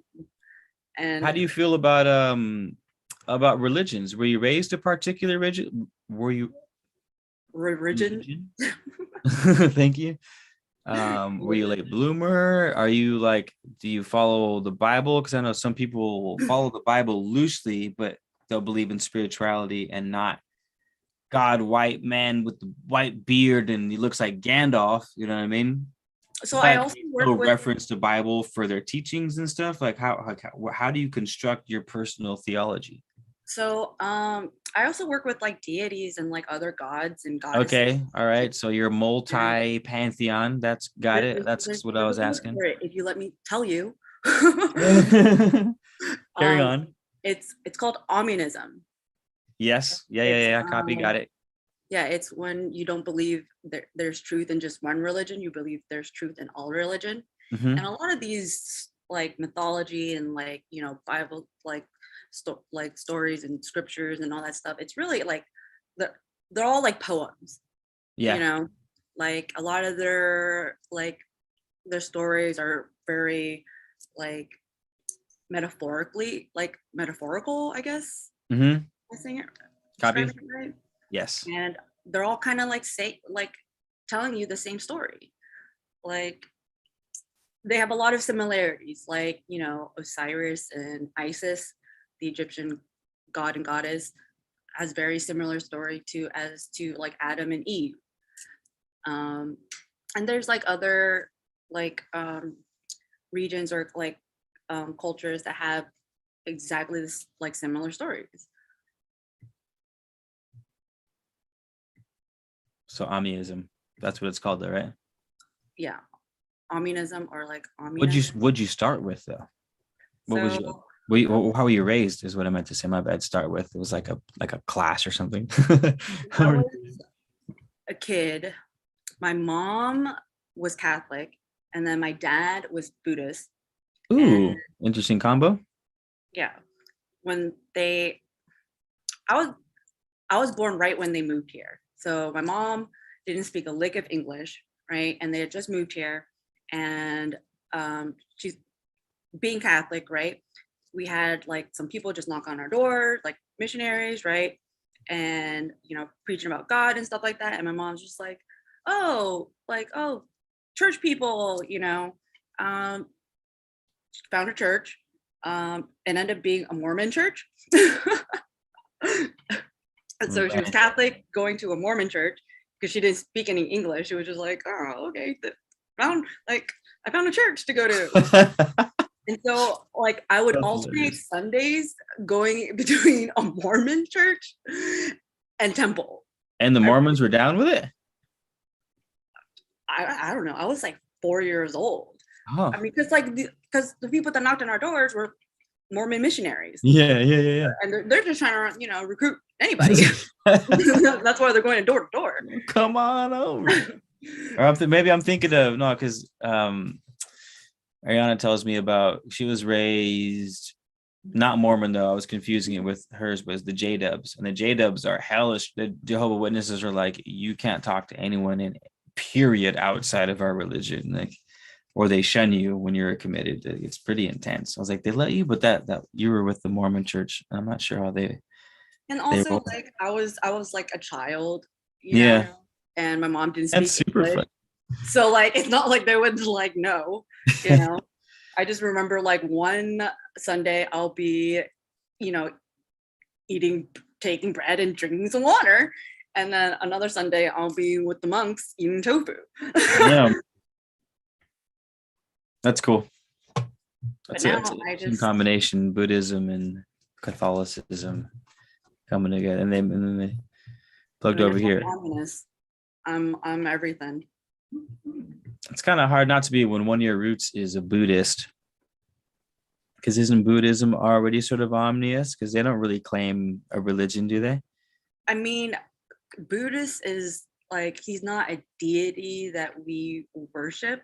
He's a teaching that we follow, but there are other deities in Buddhism that like I remember like praying to and stuff like that. Oh, really? I don't know what they're called in English, to be honest, but I just remember there were different deities that we would pray to, but then Buddhism is what we like, you know, what we follow or practice. That's funny. I always feel like, or get the impression that Buddhism is the really chilled out version of your modern day spirituality. It's just like all the same beliefs. They're just really chill and passive and low key about it. They don't really just talk about it too much. Kind of hang out in the background a little bit, but they just drop knowledge on a dime if they need to. It's funny because like on my screen right now, I normally turn on like binary or like certain frequency video background, like background, and like Buddha's face is like right there. Oh, dope. I don't know if I can like, shout out Buddha. Like you guys can see it. Buddha. Oh damn, that's gangster. Thanks. That's one of your magic totems too. You just have the vibrating, resonating magic hertz in the background at all times. Not like at all times. Normally when like because I always have my TV on, so I just always have something in the background. That's normally like my background thing. But like when I am meal prepping, I always got like meal prepping. That's candles and my sigils activated. When I send you the toppings, I'm gonna carve some sigils into my candles, which I've only done once before. And I don't know why I haven't done it since. Carving into it. I just like I have like these like sticker label. Yeah, I saw that, but it's because you have yours in glass. But the ones I pour are straight up friggin'. They're my pyramids. I mean, I that looks in the camera. Just like it. Oh man, it's got the fire. Fire. Just carve them into the side. So like I have like these candles, right? I just stuck them in a jar and lit them. Oh, okay. Like this one was like one of those candles, and then I just weak sauce. You got to carve them in. You got to go straight Egyptian style with it, and just take something sharp. That's what? That's way too much time, and the amount of time I use just to like make the sigil itself. Not a gangster ass sigil, just something a little. You know what I mean? Just a quick like writing your name in the sand. Nothing crazy. Or maybe now that I think about it, maybe I could carve it and then pour another color inside of it. Oh, gangster would be super gangster. Be super gangster. All right. Well, Lightswitch, we're hitting about the 2-hour mark. So I'm gonna invite the squad. You guys have anything to say as we begin to wrap this up? Like, I know I haven't been up. Like, maybe we can pull a cardamancy card on the outro, and let's see. And Switch can work some magic real quick as an outro, or how about that? All right, everyone, give me a number between 1 and I'm just going to use an oracle card instead because they're just way more easier to read. Oh, yeah. So we're gonna get a number between 1 and 10 from the squad, and we're gonna pick the first 3 that pop up. No, just the third one the third number that pops up. We're gonna run with that, and then pull it for us. All right. So what do you mean the third number? Like, so everyone in the room is gonna be like 6, 10, 4, 1, 3. So the third one that pops up, we're gonna that's the count. So 1, 2, 3, 4, 5, 6, boom, and then that'll be our card. All right, 1. That this way the whole group energy. That way, I feel like it helps out when everyone participates. That it says balance. No, not yet. Well, might as well put that. We haven't got the numbers yet. So someone said 3. That was the first number. Oh, okay. So this is the first card. The first card you pulled out would have been that one that you just showed us. Okay, and then 2. So like 1. So 2. Now, so 2. So where are my numbers at? 3, 2. So 8. So 8's our card. That's the third number that came up. So count to 8 and show us that card. And there's the second one, or number 2. All right. Now do 8. 8. 1, 2, 3, 4, 5, 6, 7, 8. Cool. Perfect. Complacency. Ooh. We got 2 7s. So let's just do one more. All right. You want the 7? All right. You feeling it? Run it. Run it. Run that 7. 2, 3. Oh shit. That one came out. Ooh. All right. I guess we'll just run half the deck, yo. Just put half the deck out there, and we're gonna do a super spread. 1, 2, 3, 4, 5, 6, 7. Self-worth. Copy. Complacency. Right. I think that's good, right? Sorry, Jermaine. Should we do 5? Hey, I mean, it's your show tonight. If you're feeling it. All right. If your channel's on. Because I like the number 5. Well, there you go. It's meant to be. Thank you kindly, Jermaine, or Germain Michel. Germain Michel. And then it says passion. So I have like 3 orange cards, 1 purple, and then 1 red. All right, so this is the first card. This is the second card. Balance. Impasse. This third card. Complacency. 4. Self-worth. And then it. Passion. All right, let me just. And I guess a heavy part of the theme tonight we could say was, well, you explained it best. What did you say? The 2 parts, your 1 and your 2. Say that again for us with this spread in mind. Wait, what? Remember your we're saying your passion was, or what you wanted to do and how you were going to do it are 2 different things. What'd you call them? Oh, your business statement and then your business mission. So your business statement is the thing you got to do, and the mission is how you're going to do it. Yeah. So all right, so we'll keep that in mind for this spread.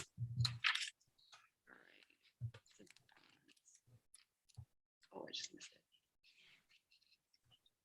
it. I like this oracle card because it tells you gives you these weird little stories.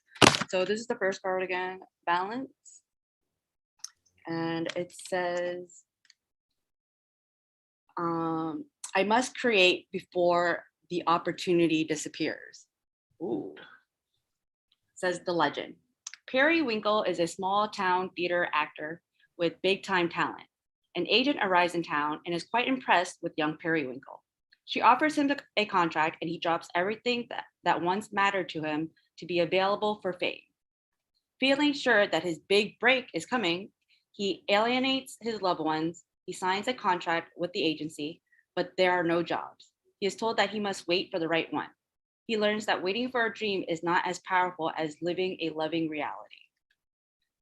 And then it says, inspiration, running toward something may chase it away. Be wary of being deceived by your own desires. Ooh. Personal inquiry, it says, I take me with me wherever I go. Is there a part of my life that may be out of alignment with who I am? And then it says, key ideas, chasing illusions, health matters, compulsive behavior, dietary imbalance, being result-oriented, self-neglect, honoring values. And then it says keywords, assistance, courtesy, and support. Okay. Extremely relevant. Got it. And then this one, second card, impasse. Impasse. Impasse. Honestly, he kind of looks like a little bit like one of I don't know. He looked like he could be your cousin or something. Kind of looks like you. I'm just like this. It's like the beard and stuff too. So hey, this guy's got a beard. He could be your cousin.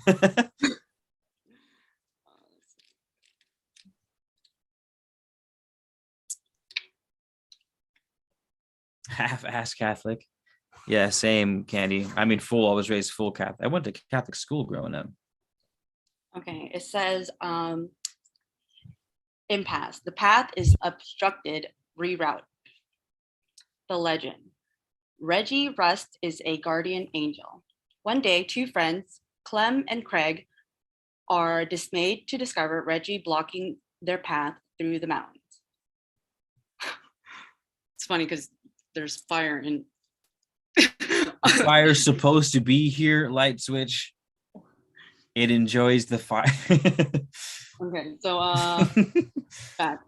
one day, 2 friends, Clem and Craig, are dismayed to discover Reggie blocking their path through the mountains with no way to get around it. Wondering why Reggie wanted to stop them and not daring to try to pass, they take another route. Reggie then moves on, having protected Clem and Craig from a landslide ahead that would have claimed their lives. And then it says inspiration. This is a reroute, not an ending. The path is blocked and you are at an impasse, but the goal is still there. Do not wait for your present situation to change. Stay focused and find another path. Personal inquiry. How adaptable am I? What does this card reveal about my feelings and my reaction to delays? Key ideas, change of direction, regroup and refocus, protection from harm, guardian angels. And this is keyword, wisdom, opportunity, and surrender. I hope you guys are taking notes because this is pertinent to all of our endeavors. So. And then the third complacency. And it's complacency. Like of like, I think it's an old lady or an old man crying with like a dead. Can't tell you're moving it too fast. With a dead plant. Definitely a bit ambiguous, huh? More on the feminine side, though, I'd say.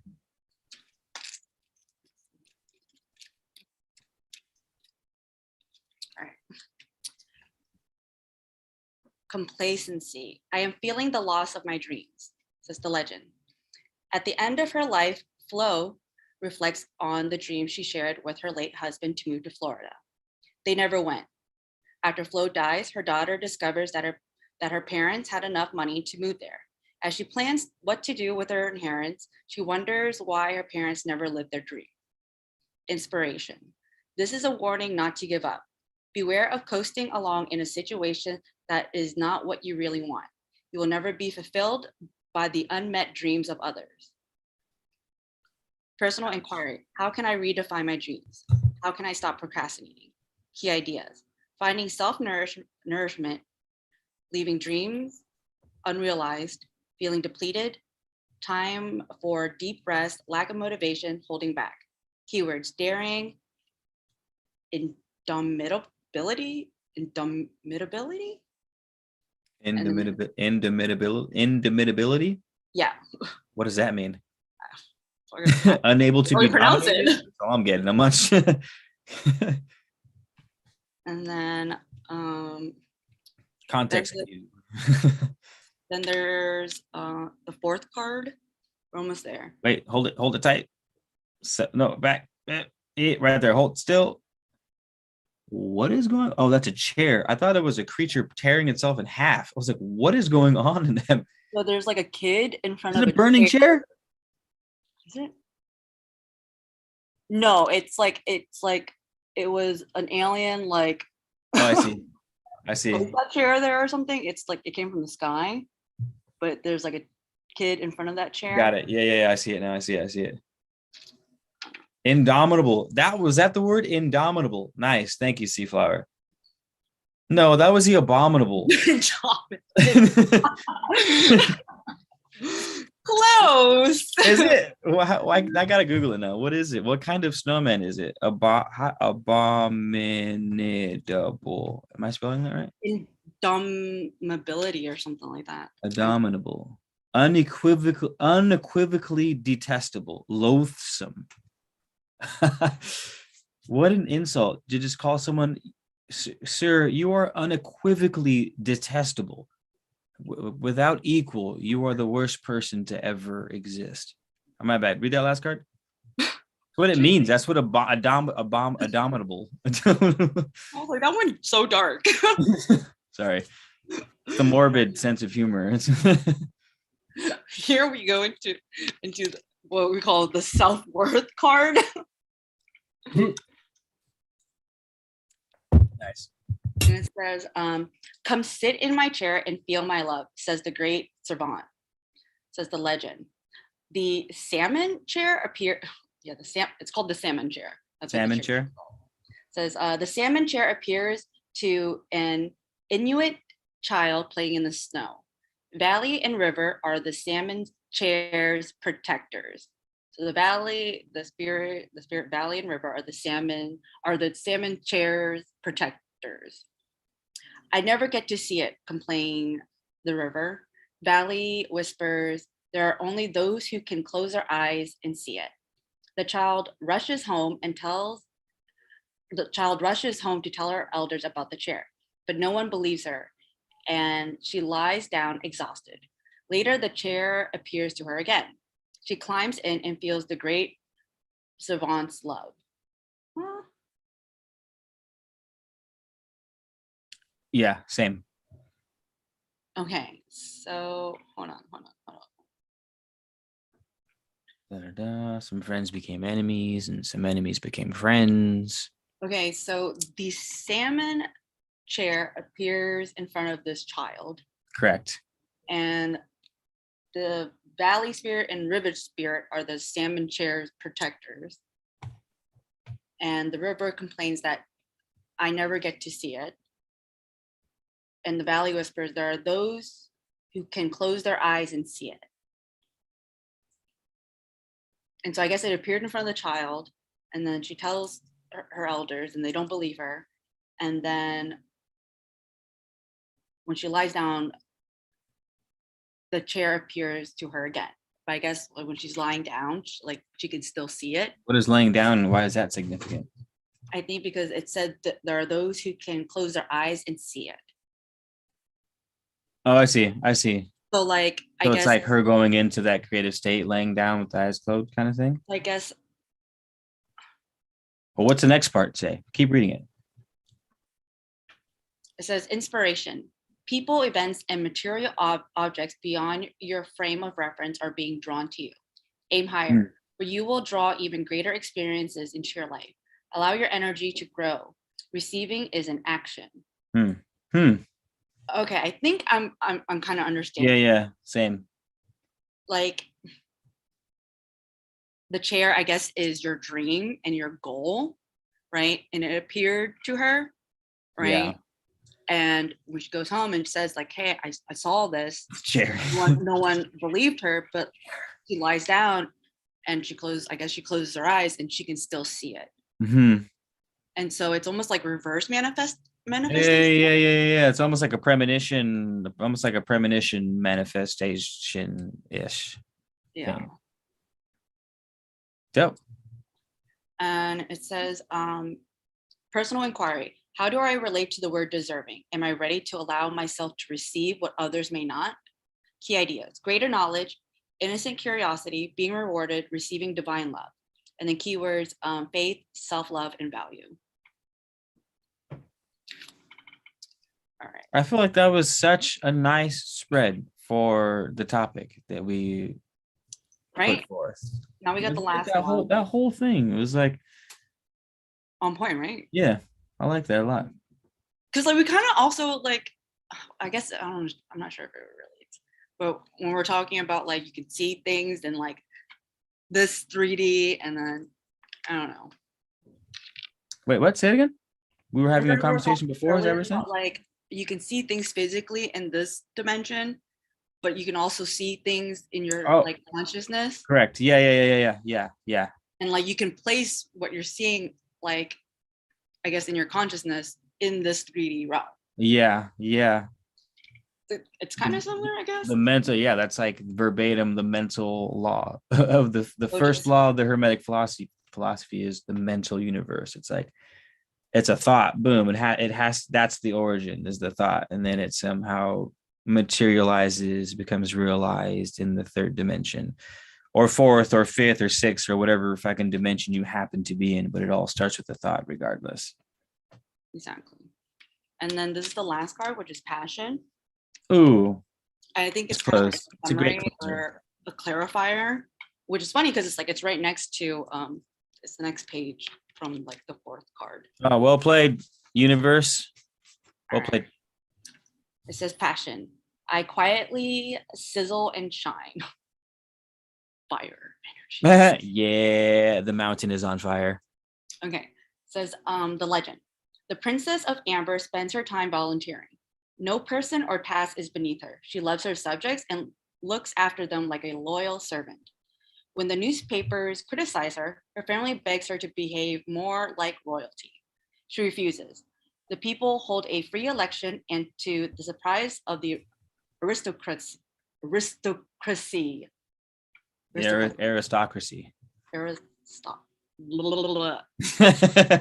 Everybody wants to be a cat. To their surprise, a vote for the princess as their new leader. Inspiration. You are correct to feel passionate about your position. Follow your instincts, for you know intuitively. Jesus Christ. Cat's got you slow. Our Lord and Savior.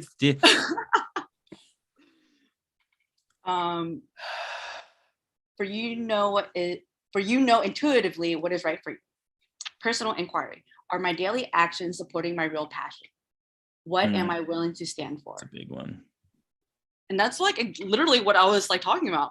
That's before. A big one. Yeah, it's a big one. That like I just I just keep doing, like, stay true to my mission. Yeah, that's a huge part of it. I think me specifically, where I went to the dark side with this one is I put off the daily things that I wanted to do because I was like, well, I got to grind and get these things done to get where I want to be. And it's like, so I'll just, which is good here and there, you know what I mean? You got to like have some discipline, but then I go overboard with it and I end up just fucking working.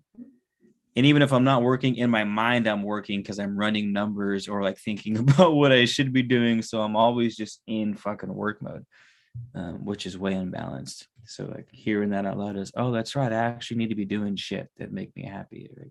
Without relating it to work, you know what I mean? Or something like that. Because I think like once you do something that you love and you become it, like everything will just fall into place. Because like people follow, or like people resonate with authenticity, you know what I mean? Oh yeah, 100%. And like, you know, and they're gonna follow what you believe in.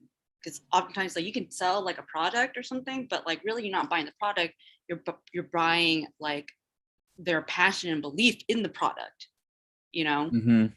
People buy what you believe in. Mm-hmm. I mean, like, you know, no one's gonna really buy like anything where you don't really believe in it or you don't use it yourself or you're not about it. Like my work is like my life, like my lifestyle. Like this is, you know, I'm certain of like everything that I do and I believe it like 200%. Mm-hmm. It's almost like you have a lifestyle and then you just you like it, I don't know how to put it into words. It's like you slap a frame over a section of your lifestyle and say, okay, this is my workflow. Like it's there whether or not you call it workflow, but we'll just sort of compartmentalize that spot into this is the business area of it. Whereas the other hand, people are like, all right, I need to turn my life into the business and I need to like start over and start doing things that weren't me at all to begin with. I don't know, because I just keep coming back to like, it almost feels like it's like a painting or a picture or something. And like the picture is you. And no matter how you want to like, oh, here's the mountains. It's like, yeah, but I'm the whole picture. It's like, okay, well, here's the ocean. It's like the ocean is beautiful, but I'm not the ocean. I'm the whole picture. Like this is the desert. Isn't it amazing? Like I want to be hot today. And it's like, okay, we can be the desert, but like I'm the whole picture. I'm the mountains, I'm the desert, I'm the ocean, I'm the water, I'm the fire, I'm the fucking spirit, I'm the man, the physical thing. And it's like the seeing that you're all of it definitely helps. It's not like just like the object of the picture, it's like the story that the whole story, the whole fucking thing. Yeah. Mm-hmm. And then I think it says key ideas. Following your passion, being authentic. Oh, I didn't say that. Okay, following your passion, being authentic, taking a stand for yourself, being acknowledged, feeling ostracized by family, friends, being emotionally centered, strong feminine energy, a happy outcome. And this is keywords: passion, bravery, royalty. Ooh, I like that they threw bravery in there with passion because they definitely go hand in hand.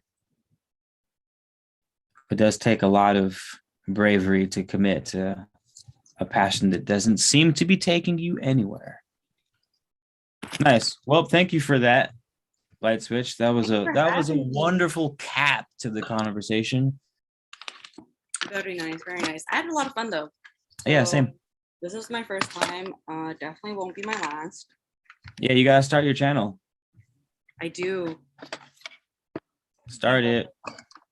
Start your channel and start the collab channel where we all wear the cool masks and no one knows our identities. It's funny because like you're doing the things that I want to do for myself and I'm doing the things that you want to do. Yo, fucking we gotta make this happen. Well played, universe. Well played. Maybe I can just wave my magic wand and do some Freaky Friday shit. And just like boom. I'm just cruising a moped delivering pizza in DC. Nice. And I'm just putting out forest fires. I don't know. You're dancing in them. I'm dancing in them. Okay. Yo, real talk. Check this out before we end the video. When I went and saw that fire, because I wanted to see it up close, so we drove to it at where it was creeping up the mountain range. So the mountains meet the ocean here, and so there's the freeway runs right alongside the ocean. So it's freeway, the 101 freeway, the Pacific Ocean, and then California's biggest fire in history is on the other side of the freeway. And so I'm on the ocean side of the freeway looking at this wall of fire. And dude, it was a fucking fire tornado. Like the fires, everything is going chaos. The flames are like regular flames. There's no rhyme or reason. It's just random flickers of flame. In like half a second, a square forms in the side of the mountain, like a huge fucking, maybe like the quarter of the size of a football field. Just a giant, that the flames make a square, and then you see him create a vortex in the middle, and it's a fucking like a 15-20 foot flame vortex dancing around the side of the mountain. And wherever the tornado remains in the middle of the square, and as the tornado moves, the whole square, like an almost perfect square, kind of goes around the tornado on the side of this mountain. And I guess I learned that night that there are such things as fire tornadoes, and they fucking just like, it's like a dust devil that would blow up on the desert, but with flames, because the fires create their own atmosphere and like create their own wind. That's how they can go so fast. And maybe it was a fire sigil. It was a fire sigil for sure. It was like little fires. Obstacles are sigils dancing across the side of the fucking mountain. It was insane, dude. I was like dumbfounded. So I would not be surprised if there was like a forest fire sigil vortex thing. I witnessed it with my bare eyes. Fire. And you didn't take a picture of it? I took a whole video of it. It was on my old YouTube channel that got shut down for talking about pizza toppings. So do you still have that video? No. I lost a lot of fucking content. Like my heart was broken, it's still broken. Because I had another YouTube channel called Welcome Home that I started in like 2014, and I ran it until I started this one. And that one was super dope. It was a little lighter. I would do like these dope. I'd go into the mountains, shoot a bunch of film, write epic ass inspirational speeches, and then recite them over these epic spots in the mountains or at the beach, right in Santa Barbara, where I used to live. And I'd make these super dope, like 3 to 5 minute inspirational speeches with dope film and voiceovers, and I would write music behind them or do like a little background sound check. It was amazing. I had probably like 20, 30 of those, and I lost about half of them.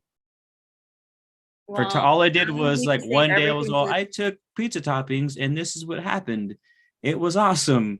Thanks for coming to my YouTube channel. Subscribe. And they just fucking shut the whole thing down. No warnings. I was supposed to get 3 warnings. Just 1. And that was it. That's crazy. It was weird. Couldn't talk to anyone. No one. I couldn't. There's no phone number. There's no email. It's like. Well, you know what that means? That means that you need to create a protection sigil for your YouTube channel. Well, oh shit. Okay, we'll write that for a sigil. I put protective sigils on my business page. That's a good idea. All right. I'm writing all your sigils down, by the way. I got the fire one written down. I got a protection one written down. Yeah. Nice. Well, yeah, that was my story. Thank you for coming to my TikTok. All right, well, make sure you save everything to the cloud. Oh yeah. Well, I'm saying I have a fat fucking drive now that I just export everything to. So. And you need to have an audio or short version audio of your Arcturus. Oh yeah, I need to put out the video. I know I need to put out I was actually gonna get help. I'm gonna design. That'll be my first video I'm gonna hop on Fiverr right now. I'll write it down because I live off of Fiverr for cool shit like this, and have someone or make me a little animation, like a 5-second loop of that shit, of just me. It doesn't even have to be like an animation. It could just be like a pipe in a book. Just to be like, picture story kind of thing too. Welcome. Stay a while. It's gonna be great. Cool. Well, do you have anything you'd like to say for anyone? Nah, man. Thanks for having me. This was a lot of fun. I was a little nervous because it was like my first live. Oh, your website they would like. So Lady of Fire, my bad, I didn't mean to cut you off. I wanted to make sure because people are asking about your website and things like. Do you want to give us paraphernalia? If it's a website, if it's a Instagram or Facebook, do you want people contacting you or no? Yes. Yeah, my Instagram is public, so just follow me. What is it? Give it to me. At _ Lightswitch, and then switch with 2 eyes. I put it in the comment section. I don't know. Lightswitch. So Lightswitch with 2 eyes, and then switch, and that's it. Lightswitch with switch with 2 eyes. With 2 eyes. All right. So I just sent her. Did I spell switch right? Is there a T in switch, like witch, as in the one on the broom? Do you see? I put it in the comments. Yeah, but you're not going to post links in Witch with 2 eyes. Witch with 2 eyes. Oh, witch with 2 eyes, not light with 2 eyes. Yeah. Nita? Light. Okay, sorry, fixed it. Yeah, but thanks for having me. This was of course. a lot of fun. You're always fun to talk with. Hopefully we'll get into like other stuff. Yeah, I mean we covered a lot. Well, yeah, next time, like I said, it's your world when we're coming on these lives. So whatever you want to bring up, I love talking about. I wanted to do more of well, I guess we covered it pretty much. I'm glad we talked about the sigils because that was one thing. We talked about like I guess like personal goals and all that stuff. We can always talk about like that's always fun. Yeah, let's run that next time.